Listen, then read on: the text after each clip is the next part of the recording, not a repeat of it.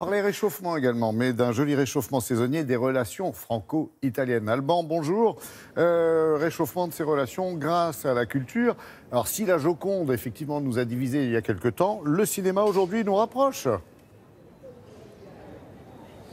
Absolument, et on le sait insuffisamment, mais c'est en Italie que le cinéma français obtient ses meilleurs résultats. Pensez que chaque année, 4 millions d'Italiens vont voir un film français. Alors il y a un grand festival, le Festival du cinéma français à Rome, qui vient de se terminer avec cette année, par exemple, Louis Garrel, Laetitia Casta ou Jacques Audiard, ben oui c'est lui, qui sont venus à Rome, qui sont venus présenter leurs films ou participer à des débats. Et je vous propose tout de suite qu'on voit les meilleurs moments de cette semaine, un reportage réalisé avec Valérie Parent.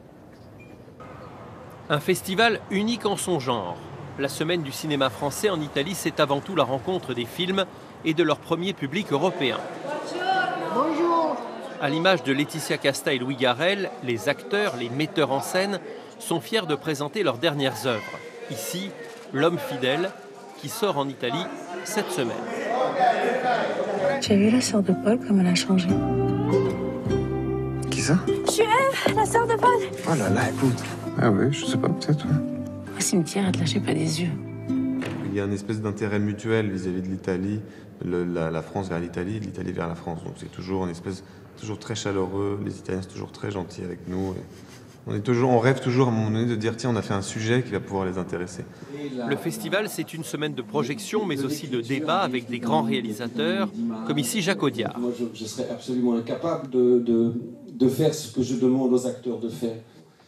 Le public italien est réputé connaisseur et exigeant. Les Italiens sont cinéphiles, très discuteurs de coups. Je trouve ça très agréable. Fatigant, mais agréable. Mais c'est aussi un public qui rapporte. Depuis début janvier, près de 2 millions d'entrées, soit 10% du total mondial, répartis sur une quarantaine de films différents. Ce n'est pas un cinéma homogène, c'est un cinéma très diversifié. Et ça, c'est une richesse pour les Italiens.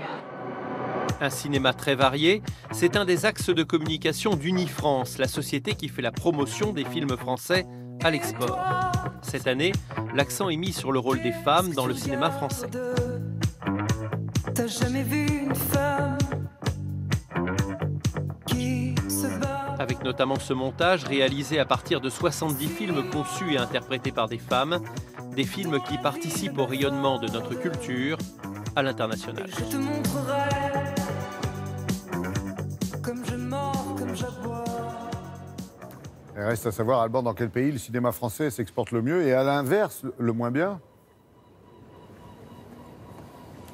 Alors les pays où ça marche, on va dire que c'est l'Italie, le Benelux évidemment de langue française, également l'Allemagne. Et les pays où ça marche beaucoup moins bien, alors clairement les États-Unis. Autrefois le cinéma français était très apprécié aux États-Unis, actuellement c'est beaucoup plus difficile, il est écrasé par les mastodontes américains. Et puis par exemple le Royaume-Uni où les films français ont finalement beaucoup de mal à être vus. Comme c'est vraiment difficile ce matin pour moi, j'ai oublié de vous dire que les belles images de ce reportage étaient de Florence Crimon. Voilà, je ne sais pas ce qui se passe ce matin, c'est dur.